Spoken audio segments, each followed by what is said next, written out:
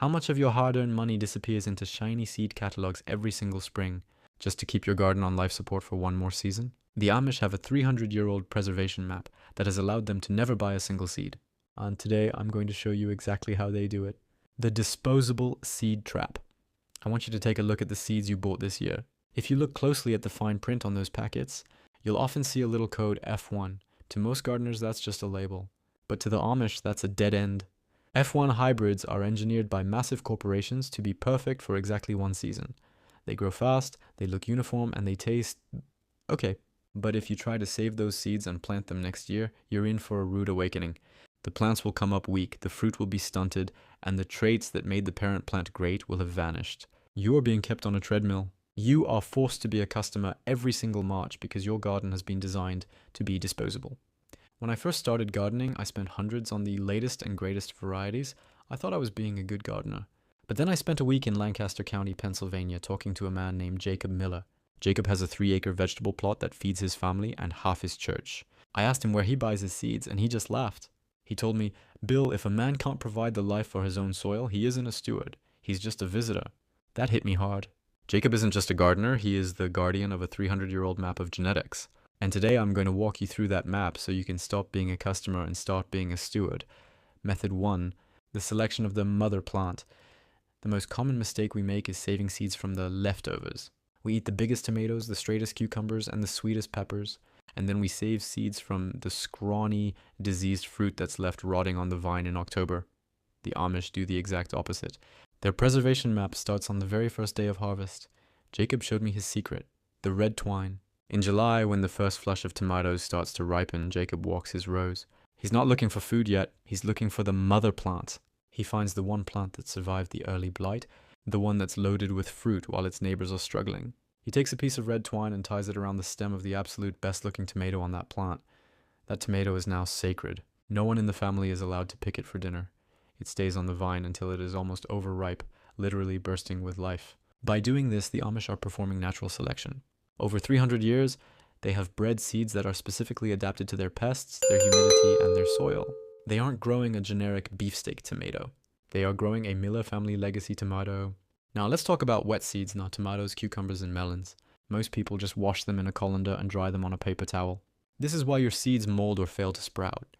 Jacob taught me a technique that mimics the stomach of an animal. You see, in nature, a tomato falls to the ground and rots. That rotting process is actually a cleaning cycle. Tomato seeds have a slippery gel-like coating that contains a germination inhibitor. This prevents the seed from sprouting inside the warm, wet tomato. The Amish hack.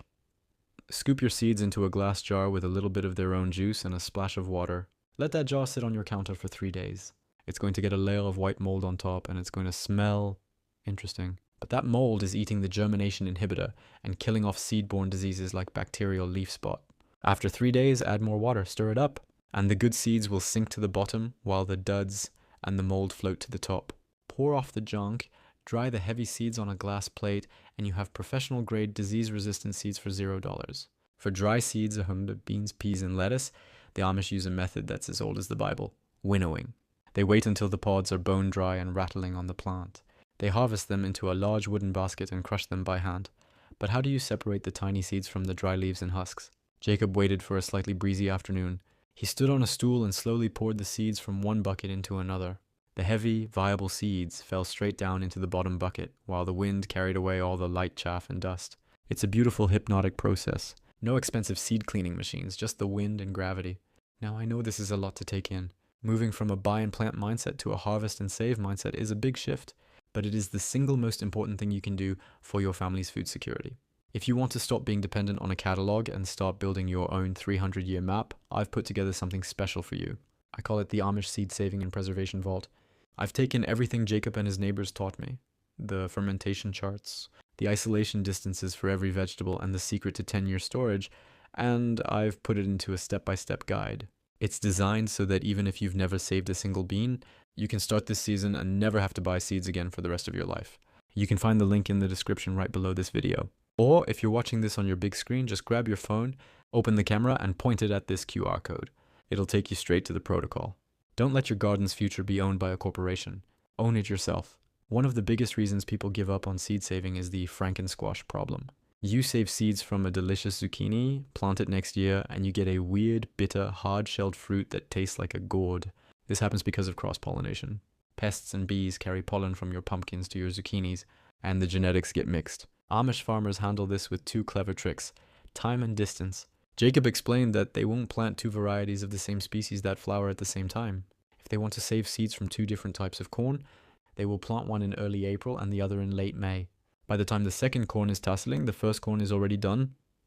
Alternatively, they use simple mesh bags. They tie a small bag over a flower before it opens. When it opens, they manually move pollen from the male flower to the female flower with a tiny brush, then bag it back up. It sounds tedious, but it only takes 30 seconds, and it ensures that the map stays pure for the next generation. Once the seeds are clean and dry, how do you keep them alive? Modern catalogs tell you that seeds only last a year. That's because they want you to buy more next year. Amish seeds can stay viable for 5 to 10 years. How? They use the dark and dry rule. Jacob uses glass jars, never plastic. Plastic breathes and lets in moisture. But here's the real secret: wood ash. Before he seals a jar, Jacob puts a tiny amount of bone-dry wood ash from his stove at the bottom of the jar, wrapped in a small piece of cloth. The ash acts as a desiccant. It sucks up every last molecule of moisture inside that jar. He then keeps the jars in the lowest, coolest corner of his cellar. By keeping the seeds dormant and dry, he turns a 1-year product into a decade-long survival kit.